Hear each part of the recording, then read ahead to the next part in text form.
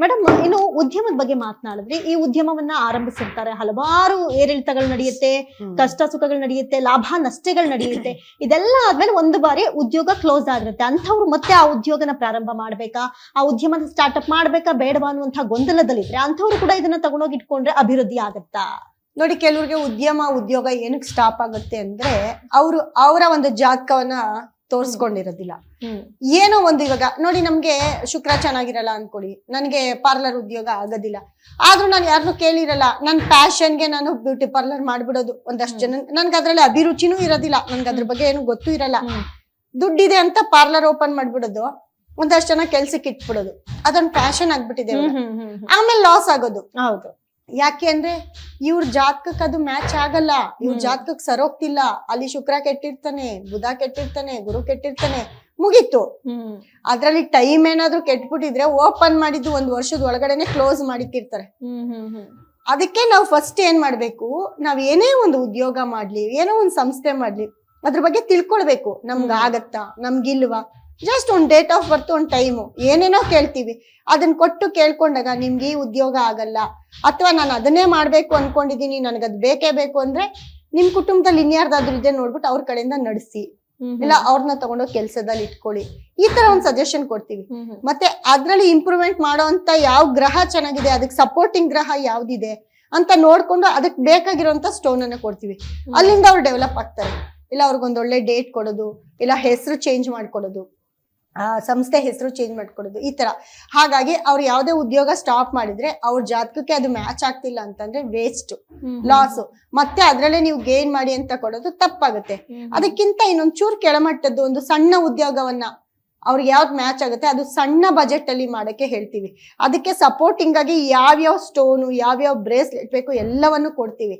ಅವ್ರ ಸ್ಟಾರ್ಟ್ಅಪ್ ಆದ್ಮೇಲೆ ಈ ಸ್ಟಾಪ್ ಮಾಡಿರೋ ಉದ್ಯೋಗ ಏನಿರುತ್ತೆ ಅದಕ್ಕಿಂತ ಬೇಗ ಗ್ರೋತ್ ಆಗ್ತಾರೆ.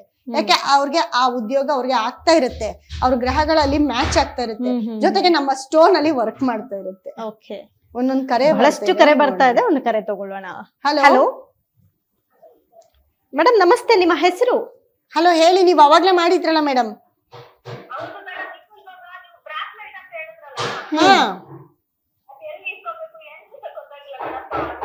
ನೀವ್ ಯಾವ ಊರಿಂದ ಮಾತಾಡ್ತಿದ್ದೀರಮ್ಮ?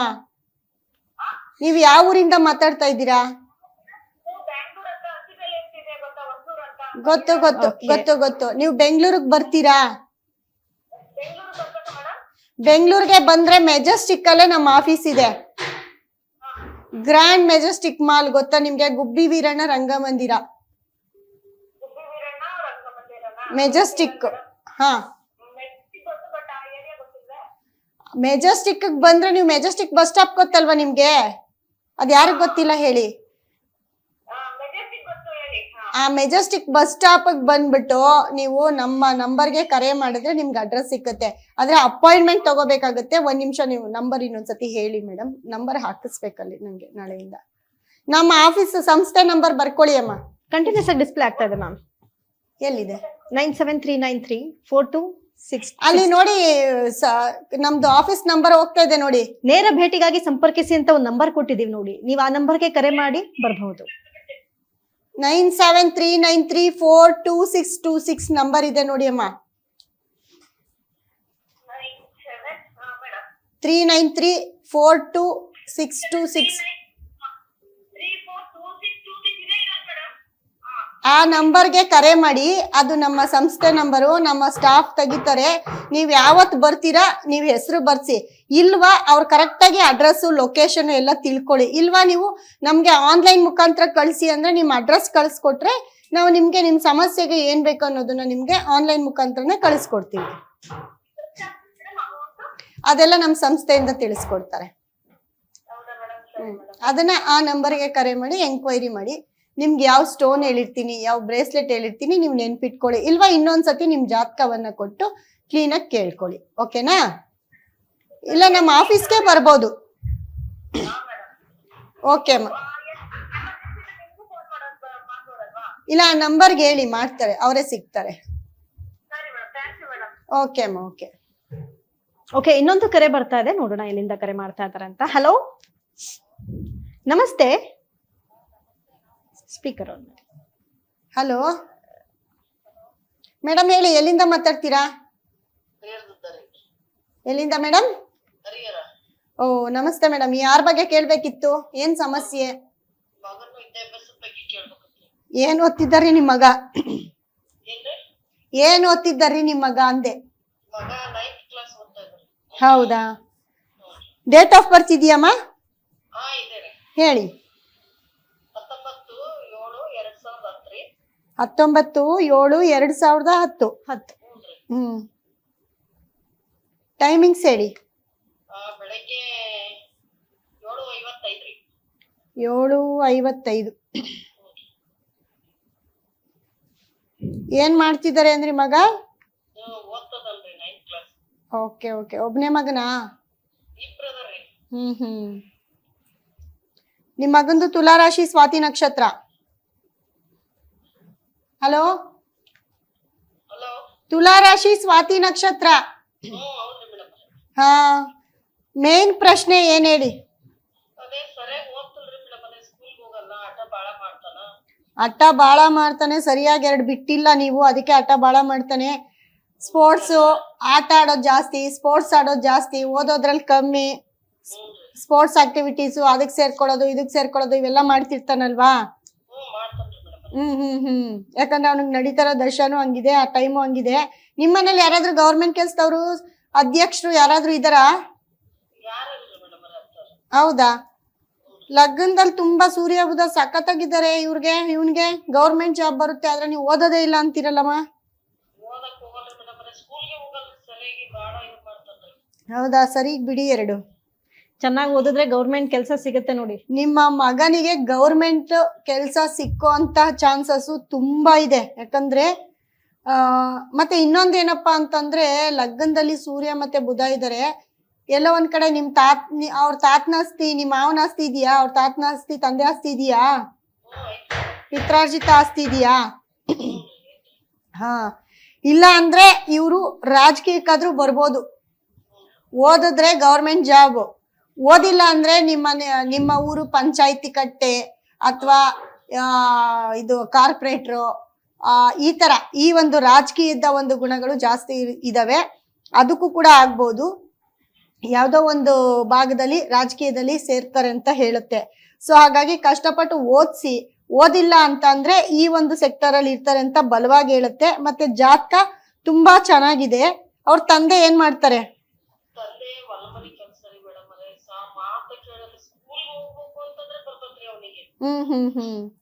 ಆಮೇಲೆ ಇನ್ನೊಂದೇನಪ್ಪಾ ಅಂತಂದ್ರೆ ನೋಡಿ, ಈ 2010 ಇವ್ನು ಹುಟ್ಟಿದ್ಮೇಲೆ ಸ್ವಲ್ಪ ತುಂಬಾ ನೀವು ಅಚೀವ್ ಮಾಡಿರೋದು ಅಂದ್ರೆ, ನೀವು ಏನು ಬೆಳೆದಿರೋದು ಜಾಸ್ತಿ ಇಲ್ಲ, ಸ್ವಲ್ಪ ಲಾಸ್ ಅಲ್ಲೇ ಇದ್ದೀರಾ ಅಂತ ಹೇಳುತ್ತೆ. ಹೌದಾ? ಕಳ್ಕೊಂಡಿರೋದು ಜಾಸ್ತಿ ಇದೆ ಅಂತ ಹೇಳುತ್ತೆ. ಸಾಲ ಸೋಲ ಮಾಡ್ಕೊಳ್ಳೋದು, ಕಳ್ಕೊಂಡಿರೋದು, ಇಲ್ಲ ನೀವು ಏನಾದ್ರು ತಂದು ಹಾಕಿದ್ರು ಅದು ನಿಮ್ ಕೈಗೆ ಸಿಗ್ತಾ ಇರೋವಂಥದ್ದು, ಇದೆಲ್ಲ ಆಗಿರುತ್ತೆ.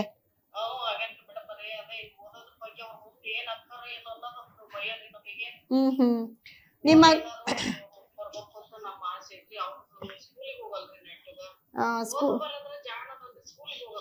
ಸ್ಕೂಲಿಗೆ ಹೋಗಲ್ಲ, ಬಂಡ ಇದ್ದಾನೆ ಹೇಳದ್ನಲ್ಲ. ಇವನ್ಗೆ ಆಟ ಓಟ ಜಾಸ್ತಿ ಇರುತ್ತೆ. ಮತ್ತೆ ಹುಡುಗರ ಜೊತೆ ಜಾಸ್ತಿ ಪೋಲ್ ಬೀಳ್ತಾನೆ. ಹುಡುಗರ ಜೊತೆ ಜಾಸ್ತಿ ಬಿಡಬೇಡಿ. ಹುಡುಗರ ಜೊತೆ ತಿರ್ಗೋದು ರೂಢಿ ಮಾಡ್ಕೊಬಿಟ್ರೆ ಆಗಲ್ಲ. ಯಾಕಂದ್ರೆ 3ನೇ ಮನೇಲಿ ಶನಿ ಇರೋದ್ರಿಂದ ಯಾರ ಮಾತು ಕೇಳಲ್ಲ. ಸೈಲೆಂಟ್ ಆಗಿ ಹುಡುಗರ ಜೊತೆ ಹೋದ್ರೆ ಅವ್ನು ಏನ್ ಮಾಡ್ತಾನೆ, ಏನ್ ಮಾಡ್ಕೊಬರ್ತಾನೆ, ಪೋಲಿ ಬಿದ್ದಿರ್ತಾನೆ, ಅವೆಲ್ಲ ನಿಮ್ಗೆ ಗೊತ್ತೇ ಆಗೋದಿಲ್ಲ. ನೀವು ಕಂಡಿಡಿಯೋ ಅಷ್ಟರಲ್ಲಿ ತುಂಬಾ ಟೈಮು ಮೀರೋಗಿರುತ್ತೆ. ಹಂಗಾಗಿ ಇವಾಗ ನಡೀತಾ ಇರೋ ದಶೆ 38ರವರೆಗೂ ಇವನ್ಗೆ ಚೆನ್ನಾಗಿದೆ. ಆದ್ರೆ ಎಲ್ಲೋ ಒಂದ್ ಕಡೆ ನೋಡಿ,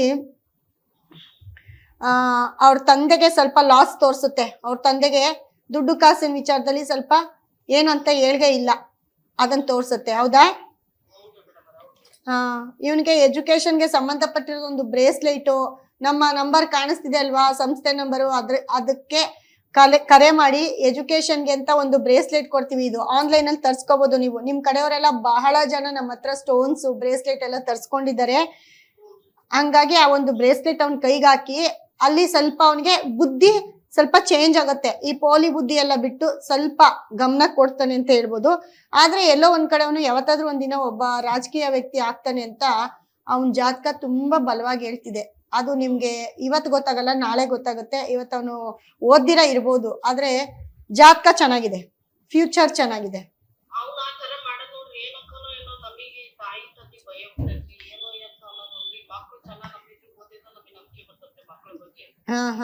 ಇಲ್ಲ ಆತರ ಏನು ಆಗಲ್ಲ, ಆತರ ಏನು ಆಗಲ್ಲ.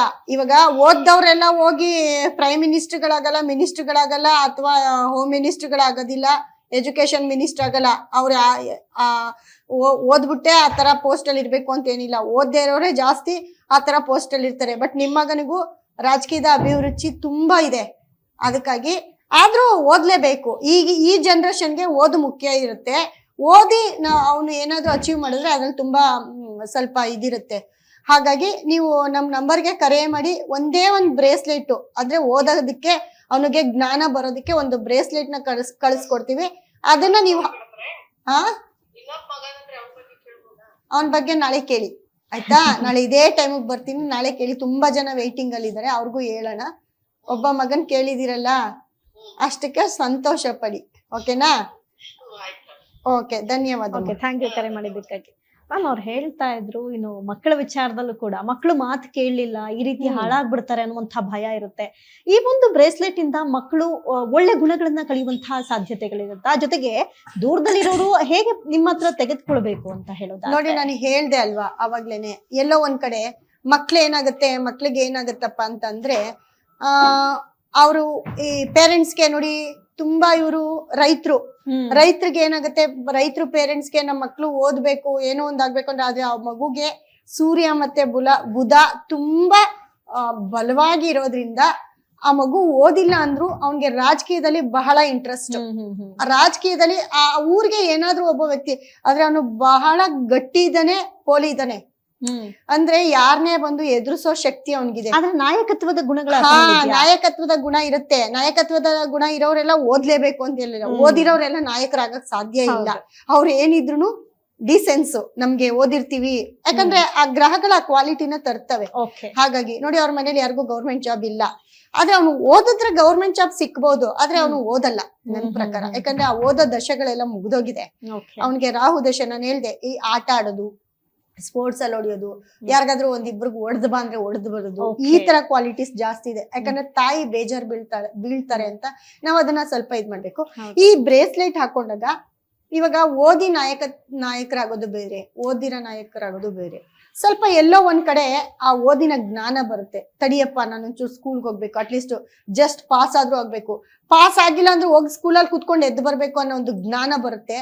ಈ ಬೇರೆ ಆಕ್ಟಿವಿಟೀಸ್ ನ ಸ್ವಲ್ಪ ಕಂಟ್ರೋಲ್ ಮಾಡುತ್ತೆ. ಹಾಗಾಗಿ ಅದಕ್ಕೆ ಆ ಬ್ರೇಸ್ಲೆಟ್ ನ ತಗೊಳ್ಳಿ ಅಂತ ಹೇಳಿದೆ. ಪಾಪ ಅವರು ತುಂಬಾ ಜನ ನಮ್ಗೆ ಕರೆ ಮಾಡಿ ಆನ್ಲೈನ್ ಮುಖಾಂತರ ಅವರ ಒಂದು ಅಡ್ರೆಸ್ ಕ್ಲೀನ್ ಆಗಿ ಕೊಟ್ರೆ ನಾವು ಅವ್ರಿಗೆ ಕಳಿಸ್ಕೊಡ್ತೀವಿ. ಅವ್ರು ಯಾವುದೇ ಮೂಲೆಯಲ್ಲಿ ಇರ್ಲಿ, ಕರ್ನಾಟಕ ರಾಜ್ಯದ ಯಾವುದೇ ಮೂಲೆಯಲ್ಲಿ ಇರ್ಲಿ, ಅವ್ರ ಮನೆ ಬಾಗ್ಲಿಗೆ ತಲುಪಿಸುವಂತ ವ್ಯವಸ್ಥೆನ ನಾವು ಮಾಡ್ತಾ ಇದೀವಿ. ಸೊ ಇದು ನಮ್ಮ ಒಂದು ಸ್ಟೋನ್. ಯಾಕಂದ್ರೆ ಎಲ್ಲರಿಗೂ ಇದರ ಒಂದು ಮಹತ್ವ ಗೊತ್ತಾಗ್ಬೇಕು. ಇದನ್ನ ಹಾಕೊಂಡಾಗ ಮತ್ತೆ ಹಾಸ್ಟೆಲ್ ನೋಡಿ, ಈ ರಾಯಚೂರು, ಗುಲ್ಬರ್ಗ, ಬಳ್ಳಾರಿ ಕಡೆಯವ್ರಿಗೆ ಅತಿ ಹೆಚ್ಚು ಎಜುಕೇಶನ್ ಸ್ಟೋನ್ ಬ್ರೇಸ್ಲೆಟ್ ನ ಕಳಿಸ್ಕೊಟ್ಟಿದೀವಿ. ಏನಕ್ಕೆ ಅಂದ್ರೆ ಅವರೆಲ್ಲ ಪ್ರಾಂಪ್ಟ್ ಆಗಿ ಹೇಳ್ತೀನಿ, ಅವರೆಲ್ಲ ರೈತರು. ಅವ್ರ ಬಗ್ಗೆ ಅವ್ರು ಯೋಚನೆ ಮಾಡಲ್ಲ, ಅವ್ರ ಮಕ್ಳ ಬಗ್ಗೆ ಅವ್ರಿಗೆ ತುಂಬಾ ಫೀಲಿಂಗ್ಸ್ ಜಾಸ್ತಿ. ನಾವು ಓದಿಲ್ಲ, ನಮ್ಮ ಮಕ್ಳು ಓದ್ಬೇಕು. ಇವಾಗ ಏನ್ ಅವ್ರು ಫೋನ್ ಮಾಡಿದ್ರು ಸೇಮ್ ಅದೇ ರೀತಿ ಮಕ್ಕಳನ್ನ ಎಲ್ಲೋ ಹಾಸ್ಟೆಲ್ಗಳಲ್ಲಿ, ಗವರ್ಮೆಂಟ್ ಹಾಸ್ಟೆಲ್, ಅವ್ರಿಗೆ ಯಾವ ರೀತಿ ಅನುಕೂಲ ಆಗುತ್ತೋ ಆ ರೀತಿ ಅನುಕೂಲದಲ್ಲಿ ಹಾಸ್ಟೆಲ್ಗಳಲ್ಲಿ ಬಿಡೋದು, ಅಲ್ಲಿ ಓದ್ಸೋದು, ಅದನ್ನ ಮಾಡ್ತಿರ್ತಾರೆ. ಅಲ್ಲಿಗೂ ಕೂಡ ನಮ್ಮ ಒಂದು ಸ್ಟೋನ್ ಅನ್ನ ಪಾಪ ತರ್ಸ್ಕೊಂಡು ಕೊಟ್ಟಿರೋದುಂಟು. ಬಹಳ ಜನಕ್ಕೆ ನಾವು ಇದನ್ನ ಕಳಿಸ್ಕೊಟ್ಟಿದೀವಿ. ಇಲ್ಲಿಗಿಂತ ಅಲ್ಲಿಯವರೇ ಜಾಸ್ತಿ ಇದನ್ನ ಯೂಸ್ ಮಾಡ್ತಾರೆ. ನೆಕ್ಸ್ಟ್ ಎಸ್ ಮ್ಯಾಮ್, ಇನ್ನು ಸ್ಟೋನ್ ಗಳ ಬಗ್ಗೆ ನೀವು ಹೇಳ್ತಾ ಇದ್ರಿ. ಈ ಸ್ಟೋನ್ ನ ನಾವು ಯಾವ ದಿಕ್ಕಲ್ಲಿ ನಿರ್ದಿಷ್ಟವಾಗಿ ಇಡಬೇಕು ಅಂತ ಹೇಳ್ತಾ ಇದ್ರಿ. ಈ ಸ್ಟೋನ್ ಗಳ ಮಹತ್ವಗಳನ್ನ ಹೇಳೋದಾದ್ರೆ, ಸ್ಟೋನ್ ಗಳ ಮಹತ್ವ ಅಂದ್ರೆ ನೋಡಿ, ಒಂದೊಂದು ಸ್ಟೋನ್ಗೆ ಒಂದೊಂದು ಕ್ವಾಲಿಟಿ ಇರುತ್ತೆ. ಆಯ್ತಾ? ಇವಾಗ ಶುಕ್ರ ಅಂತ ಬಂದಾಗ ನೋಡಿ, ನಾನು ಹಾಕೊಂಡಿದೀನಿ. ಈ ಒಂದು ಶುಕ್ರ ಗ್ರಹದ ಒಂದು ಸ್ಟೋನ್ ಇರುತ್ತೆ. ಇದು ಕುಬೇರಂದು ಒಂದು ಸ್ಟೋನು. ಈ ಒಂದು ಶುಕ್ರನ ಒಂದು ಬ್ರೇಸ್ಲೆಟ್ ಏನಪ್ಪಾ ಮಾಡುತ್ತೆ ಅಂದ್ರೆ, ನಮ್ಗೆ ನೇಮು, ಫೇಮು, ಅಂದ್ರೆ ನಮ್ಮ ಅಚೀವ್ಮೆಂಟ್, ಇದನ್ನೆಲ್ಲ. ಒಂದ್ ಕರೆ ಬರ್ತಿದೆ, ತಗೊಳ್ಳೋಣ. ಓಕೆ ಮ್ಯಾಮ್, ಸಮಯ ಮುಗಿತಾ ಇದೆ, ಲಾಸ್ಟ್ ಕರೆ ಅಂತ ತಗೊಳ್ಳಿ. ಹಲೋ ಹಲೋ ಹಲೋ, ಕರೆ ಕಟ್ ಆಯ್ತು, ಪರವಾಗಿಲ್ಲ. ಎಸ್ ಮ್ಯಾಮ್, ನೀವು ಹೇಳ್ತಾ ಇದ್ರಿ. ಸೊ ಈ ಒಂದು ಶುಕ್ರನಿಗೆ ಸಂಬಂಧಪಟ್ಟಂತಹ ಈ ಒಂದು ಬ್ರೇಸ್ಲೆಟ್ ಏನಿರುತ್ತೆ ನೋಡಿ, ಇದನ್ನ ನಾವು ಹಾಕೊಂಡಾಗ ನಮ್ಮಲ್ಲಿ ತಂತಾನೆ ನೇಮು, ಫೇಮು ಬರಕ್ಕೆ ಸ್ಟಾರ್ಟ್ ಆಗುತ್ತೆ. ನಾವ್ ಏನೇ ಕೆಲಸ ಮಾಡ್ಲಿ, ಇವಾಗ ನಿಮ್ ಕೆಲ್ಸದಲ್ಲಿ ನಿಮ್ಗೆ ನೇಮು, ಫೇಮು, ನನ್ ಕೆಲ್ಸದಲ್ಲಿ ನನಗೆ ನೇಮು, ಫೇಮು, ಅಥವಾ ಬೇರೆ ಯಾರು ಒಂದು ಅಂಗಡಿ ಇಟ್ಟಿರ್ತಾರೆ, ಯಾಕಂದ್ರೆ ಬರೀ ಯಾವಾಗ್ಲೂ ನೇಮು ಫೇಮ್ ಬರೋದು ದೊಡ್ಡ ದೊಡ್ಡ ಅಂಗಡಿಗಳವ್ರಿಗೆ, ದೊಡ್ಡ ದೊಡ್ಡ ಕೆಲಸ ಮಾಡೋರ್ಗೆ ಅಂತ ಏನಿಲ್ಲ. ಸಣ್ಣ ಪುಟ್ಟ ಕೆಲಸ ಮಾಡ್ತಿರ್ತಾರೆ. ಇವಾಗ ಒಂದು ಇದ್ರಲ್ಲಿ ಪೌರ ಕಾರ್ಮಿಕರು ಇರ್ತಾರೆ, ಅವರು ನೀಟಾಗಿ ಕ್ಲೀನ್ ಮಾಡ್ತಾರೆ, ಒಂದು ಗುಡ್ಸೋದು, ಎತ್ತಾಕೋದು, ಇದೆಲ್ಲ ನೀಟಾಗಿ ಬರ್ತಾರೆ. ಅವ್ರಿಗೆ ಬ್ರೇಸ್ಲೆಟ್ ಕೊಡ್ಬೇಕು. ಮನುಷ್ಯರವ್ರು ಅವ್ರಿಗೆ ಬ್ರೇಸ್ಲೆಟ್ ಕೊಟ್ಟಾಗ ಅವ್ರ ತಂಡದಲ್ಲಿ ಅವ್ರ ನಾಯಕರಾಗೋದು, ಅವ್ರನ್ನ ಗುರ್ತಿಸೋದು, ಅವ್ರಿಗೆ ಏನಾದ್ರು ಅವಾರ್ಡ್ ಕೊಡೋದು, ಅಚೀವ್ಮೆಂಟ್ ಮಾಡೋದು ಅವ್ರ ಕೆಲ್ಸದಲ್ಲಿ. ಹೌದು. ಹಂಗಂತ ಅವ್ರನ್ನ ಡೈರೆಕ್ಟ್ ಅವ್ರಿಗೆ ಕೊಟ್ಬಿಟ್ಟು ಇವಾಗ ಏನೋ ಕಸ ಗುಡ್ಸೋರು ನಾವ್ ಹಾಕೋಬಿಟ್ರೆ ಆಗುತ್ತಾ? ಇಲ್ಲ, ಹಾಕೊಂಡಾಗ ಅವ್ರನ್ನ ಗುರ್ತಿಸ್ತಾರೆ, ಅವ್ರನ್ನೊಂದು ಲೀಡರ್ ಆಗ್ತಾರೆ, ಅವ್ರ ಕೆಲ್ಸದಾರ ಅವ್ರು ಏಳಿಗೆ ಆಗ್ತಾರೆ. ಅದೇ ರೀತಿ ಯಾವ ಒಂದ್ ಅಂಗಡಿ ಇಟ್ಟಿರ್ತಾರೆ, ಸಣ್ಣ ಅಂಗಡಿ, ಒಂದ್ ಬಜ್ಜಿ ಅಂಗಡಿ ಇಟ್ಟಿರ್ತಾರೆ ಅನ್ಕೊಳ್ಳಿ, ನಾರ್ಮಲ್ ಆಗಿ ಅವ್ರಿಗೆ ಇದನ್ನ ಕೊಟ್ಟಾಗ, ಇದನ್ನ ಹಾಕೊಂಡಾಗ ಅವ್ರ ವ್ಯಾಪಾರ ಜಾಸ್ತಿ ಆಗೋದು, ದುಡ್ಡು. ಮತ್ತೆ ಎಲ್ಲಾ ಕಡೆ ಇವ್ರ ಅಂಗಡಿಯಲ್ಲಿ ಬಜ್ಜಿ ಫೇಮಸ್, ಇಲ್ಲೇ ಹೋಗೋಣ, ಪಾಪ್ಯುಲಾರಿಟಿ. ಅದು ಏನಾಗುತ್ತೆ, ನೇಮು ಫೇಮು. ಈ ನೇಮು ಫೇಮು ಅನ್ನೋದು ನಾನು ಇವಾಗ ಹೇಳ್ದೆ, ಸಣ್ಣ ಉದ್ಯೋಗದಿಂದ ದೊಡ್ಡ ಉದ್ಯೋಗದವರೆಗೂ, ಸಂಸ್ಥೆ, ರಾಜಕಾರಣಿಗಳು, ಎಲ್ಲರಿಗೂ ನೇಮು ಫೇಮ್ ಅನ್ನೋದು ಅತಿ ಮುಖ್ಯ. ಅದು ಅವ್ರವ್ರೇ ಕ್ಷೇತ್ರದಲ್ಲಿ. ಹಾಗಂತ ಯಾರನ್ನು ನಾವು ಅಲ್ಲಗೆಳೆಯೋಂಗಿಲ್ಲ. ಹಾಗಾಗಿ ಅವ್ರವ್ರ ಕೆಲ್ಸದಲ್ಲಿ ಅವ್ರಿಗೆ ಡೆವಲಪ್ಮೆಂಟ್, ಅವ್ರವ್ರ ಕೆಲ್ಸದಲ್ಲಿ ನೇಮು ಫೇಮ್ ತಂದ್ಕೊಡೋದು, ಮತ್ತೆ ದುಡ್ಡನ್ನ ತಂದ್ಕೊಡೋದು, ಇದೆಲ್ಲವನ್ನು ಮಾಡುತ್ತೆ. ಒಂದ್ 4 ಜನ ಬಂದು ಮಾತಾಡ್ಸೋದು ನಮ್ಮನ್ನ, ಇವ್ರು ಇಂಥವ್ರು ಅಂತ ನಮ್ ಬಗ್ಗೆ 4 ಕಡೆ ಹೇಳ್ಕೊಳ್ಳೋದು, ಇದೇ ನೇಮು ಫೇಮ್ ಅಂದ್ರೆ. ಇದು ಮಾಡ್ತಾ ಹೋದಾಗ, ಇದನ್ನ ಹಾಕೊಂಡಾಗ ಅದೆಲ್ಲನೂ ಸಿಗ್ತಾ ಹೋಗುತ್ತೆ. ಇದು ನಾರ್ಮಲ್ ಆಗಿ ಈ ಬ್ರೇಸ್ಲೆಟ್ ದುಡ್ಡು, ನೇಮ್ ಫೇಮ್ ಅನ್ನ ತಂದ್ಕೊಡುತ್ತೆ. ಇದನ್ನ ಹಾಕೊಂಡ್ರೆ 1000%, ಯಾಕಂದ್ರೆ ಉದಾಹರಣೆ ನಾನೇ ಹಾಕೊಳ್ತಾ ಇದ್ದೀನಿ, ನನಗೆ ಆಗಿರುತ್ತೆ. ಯಾಕಂದ್ರೆ ಟೆಸ್ಟ್ ಅಂಡ್ ಟ್ರೈ ನಾವೇನೇ ಮಾಡ್ಕೊಂಡು ನಮ್ಗೆ ಮಾಡ್ಕೊಳ್ಳೋದು. ಹಾಗಾಗಿ ಈ ಶುಕ್ರ ಅನ್ನೋದಕ್ಕೆ ನಾವ್ ಎಷ್ಟು ಇಂಪಾರ್ಟೆನ್ಸ್ ಕೊಡ್ತೀವಿ, ಎಲ್ಲರಿಗೂ ಅಷ್ಟೇ, ಎಲ್ಲರಿಗೂ ಶುಕ್ರ ಬೇಕೇ ಬೇಕು. ಹಾಗಾಗಿ ಇದು ನೇಮು ಫೇಮು ಮನಿ, ಇದು ಎಲ್ಲರಿಗೂ ಅವ್ರವ್ರ ಕೆಲಸದಲ್ಲಿ ಅವ್ರನ್ನ ತುಂಬಾ ಪ್ರಿಪೇರ್ ಮಾಡುತ್ತೆ, ತುಂಬಾ ಅಚೀವ್ಮೆಂಟ್ ಕೊಡುತ್ತೆ. ಓಕೆ ಮೇಡಮ್, ಇಷ್ಟೊತ್ತವರೆಗೂ ನಮ್ಮ ಜನಗಳಿಗೆ ಅವರ ಸಮಸ್ಯೆಗಳಿಗೆ ಯಾವ ರೀತಿ ನಾವು ಯಾವ್ದನ್ನ ತೆಗೆದುಕೊಂಡ್ರೆ ಅವ್ರಿಗೆ ಏನೆಲ್ಲ ಪರಿಹಾರ ಸಿಗುತ್ತೆ ಅಂತ ತಿಳಿಸ್ಕೊಟ್ರಿ. Thank you so much madam. ನೋಡಿ, ಇಷ್ಟೊತ್ತವರೆಗೂ ನಿಮ್ಮ ಒಂದು ಸಮಸ್ಯೆ ಏನೇ ಇದ್ರು ಕೂಡ ಅವ್ರಿಗೆ ನಾನು ದೂರವಾಣಿ ಮುಖಾಂತರ ಹೇಳಿದ್ದೀನಿ. ನಿಮ್ಮ ಒಂದು ಸಮಸ್ಯೆಗೆ ಪರಿಹಾರವನ್ನು ಕೂಡ ಹೇಳಿದ್ದೀನಿ. ಪರಿಹಾರ ಅಂತ ಅಂದಾಕ್ಷಣ ನೀವು ಎಲ್ಲೋ ಅಲ್ಲೋಗೋದು, ಹೋಮ ಮಾಡಿಸೋದು, ಹವನ ಮಾಡಿಸೋದು, ಮತ್ತೆ ಎಲ್ಲೋ ನೀರಿರೋ ಕಡೆ ಹೋಗೋದು, ಸ್ನಾನ ಮಾಡೋದು, ಬಟ್ಟೆ ಬಿಡೋದು, ದಯವಿಟ್ಟು ಇಂಥ ಕೆಲಸ ಯಾರೂ ಮಾಡಬೇಡಿ. ದೇವಸ್ಥಾನಕ್ಕೆ ಹೋಗಿ ನಿಮ್ಮ ಮನೆಯಲ್ಲೇ ದೇವ್ರನ್ನ ಪೂಜೆ ಮಾಡಿ. ಅದೇ ರೀತಿ ನಿಮ್ಮ ಟೈಮ್ ಏನ್ ನಡೀತಿದೆ, ನಿಮ್ಗೆ ಏನ್ ಸಮಸ್ಯೆ ಇದೆ, ಅದಕ್ಕೆ ಮುಖ್ಯವಾಗಿ ಏನ್ ಬೇಕು ಅನ್ನೋದನ್ನ ತಿಳ್ಕೊಂಡು ನಮ್ಮಲ್ಲಿ ಸಿಕ್ಕುವಂತಹ ಈ ಒಂದು ಸ್ಟೋನು, ಬ್ರೇಸ್ಲೆಟ್ ನ ಯೂಸ್ ಮಾಡಿ 1000% ನಿಮ್ಗೆ ರಿಸಲ್ಟ್ ಸಿಕ್ಕತ್ತೆ. ಅದು ಎಂಥದ್ದೇ ಪ್ರಾಬ್ಲಮ್ ಆಗಿರ್ಲಿ. ಮತ್ತೆ ಮಕ್ಕಳಾಗದೆ ಇರೋರಿಗೆ, ಎಷ್ಟು ತುಂಬಾ ವರ್ಷದಿಂದ ಯಾರೆಲ್ಲ ಮಕ್ಕಳಿಲ್ಲ ಅಂತ ಬಳಲ್ತಾ ಇದ್ದೀರಾ, ಅದಕ್ಕೆ ಅಂತಾನೆ ಒಂದು ಎಪಿಸೋಡ್ ಮಾಡ್ತೀನಿ. ಆ ಒಂದು ಮಕ್ಕಳಿಲ್ದೇ ಇರೋರ್ಗು ಕೂಡ ನಾವು ಕೊಡುವಂತಹ ಒಂದು ಸ್ಟೋನ್, ಒಂದು ಬ್ರೇಸ್ಲೆಟ್ ಹಾಕೊಂಡ್ರೆ ಸಾಕು, ಖಂಡಿತವಾಗ್ಲೂ ನಿಮ್ಮ ಮಡಿಲಲ್ಲಿ 6 ರಿಂದ 7 ತಿಂಗಳು ಅಥವಾ 1 ವರ್ಷದ ಒಳಗಡೆನೆ PCOD ಪ್ರಾಬ್ಲಮ್ ಇದ್ರೆ ಅದು ಕಂಪ್ಲೀಟ್ ಆಗಕ್ಕೆ, ಅದನ್ನ ಸರಿ ಮಾಡ್ಕೊಳ್ಳೋದಕ್ಕೆ 1-3 ತಿಂಗಳು ಬೇಕಾಗುತ್ತೆ.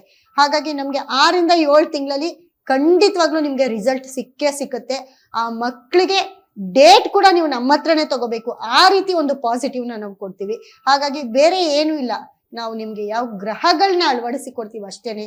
ಅದನ್ನ ನೀವು ಯೂಸ್ ಮಾಡಿದ್ರೆ ಖಂಡಿತ ಮಕ್ಕಳಾಗದೆ ಇರೋರ್ಗು ಕೂಡ ಮಕ್ಕಳಾಗುತ್ತೆ. ಆ ತರದವ್ರು ಯಾರಾದ್ರೂ ಇದ್ರೆ ನಮ್ಮ ಸಂಸ್ಥೆ ನಂಬರ್ಗೆ ಕರೆ ಮಾಡಿ, ನಮ್ಮ ಸಂಸ್ಥೆ ಬಂದು ನಮ್ಮನ್ನ ಮೀಟ್ ಮಾಡಿ ನೇರವಾಗಿ ಸಂಪರ್ಕಿಸಬಹುದು. ಹಾಗಾಗಿ ಅದನ್ನ ಯಾರು ಮಿಸ್ ಮಾಡ್ಕೊಳ್ಬೇಡಿ. ತುಂಬಾ ಏಜ್ ಆಗಿರೋರು, ಏನಾದ್ರು ಮಕ್ಕಳಿಲ್ಲ ಅಂತಿದ್ರೆ ನಿಮ್ಗೆ ಕಿವಿ ಮಾತಾಗಿ ಹೇಳ್ತಾ ಇದ್ದೀನಿ, ಅದನ್ನ ಯುಟಿಲೈಸ್ ಮಾಡ್ಕೊಳ್ಳಿ, ಖಂಡಿತವಾಗ್ಲೂ ನಿಮ್ಗೆ ಮಕ್ಕಳಾಗುತ್ತೆ ಅಂತ ಹೇಳ್ತಾ ಇದ್ದೀನಿ. ಹಾಗಾಗಿ ಈ ಕಾರ್ಯಕ್ರಮ ನೋಡಿರೋ ಎಲ್ಲ ಕರ್ನಾಟಕದ ನನ್ನ ವೀಕ್ಷಕರಿಗೆ ನನ್ನ ಒಂದು ಧನ್ಯವಾದಗಳನ್ನ ತಿಳಿಸ್ತಾ ಕಾರ್ಯಕ್ರಮನ ಮುಕ್ತಾಯ ಮಾಡ್ತಾ ಇದ್ದೀನಿ. ಓಕೆ, ಎಸ್ ವೀಕ್ಷಕರೇ, ನಾನು ಆಗ್ಲೇ ಹೇಳ್ದಂಗೆ ಸಮಸ್ಯೆ ಏನೇ ಇರ್ಬೋದು, ಇಷ್ಟೇ ನಮ್ಮ ಜೀವನ, ಇಷ್ಟೇ ನಮ್ಮ ಹಣೆ ಬರಹ ಅಂತ ನೀವು ಸುಮ್ಮನಾಗಬೇಡಿ. ಬದುಕು ಬದಲಾಯಿಸುವಂತಹ ಗ್ರಹಗತಿಗಳನ್ನ, ಅದಕ್ಕೆ ಅನುಗುಣವಾದಂತಹ ವಸ್ತುಗಳನ್ನ ಅಥವಾ ಸ್ಟೋನ್ಗಳನ್ನ, ಬ್ರೇಸ್ಲೆಟ್ಗಳನ್ನ ಮೇಡಮ್ ಅವರು ನಿಮ್ಗೆ ತಲುಪಿಸ್ತಾರೆ. ಇನ್ನು ಮುಂದೆ ಪ್ರತಿನಿತ್ಯ ಸಂಜೆ 5 ರಿಂದ 6 ಸ್ಪೀಡ್ ನ್ಯೂಸ್ ನಲ್ಲಿ ಈ ಕಾರ್ಯಕ್ರಮ ನಡೆಯುತ್ತೆ. ನಿಮ್ಮ ಅನೇಕ ಸಮಸ್ಯೆಗಳಿಗೆ ಪರಿಹಾರಕ್ಕೂ ಕೂಡ ನೀವು ನೇರವಾಗಿ ನಮ್ಮನ್ನ ಸಂಪರ್ಕಿಸಬಹುದು ನೇರ ಪ್ರಸಾರ ಕಾರ್ಯಕ್ರಮದಲ್ಲಿ ಅಂತ ಹೇಳ್ತಾ ಈ ವಿಶೇಷ ಕಾರ್ಯಕ್ರಮವನ್ನ ಮುಗಿಸ್ತಾ ಇದ್ವಿ.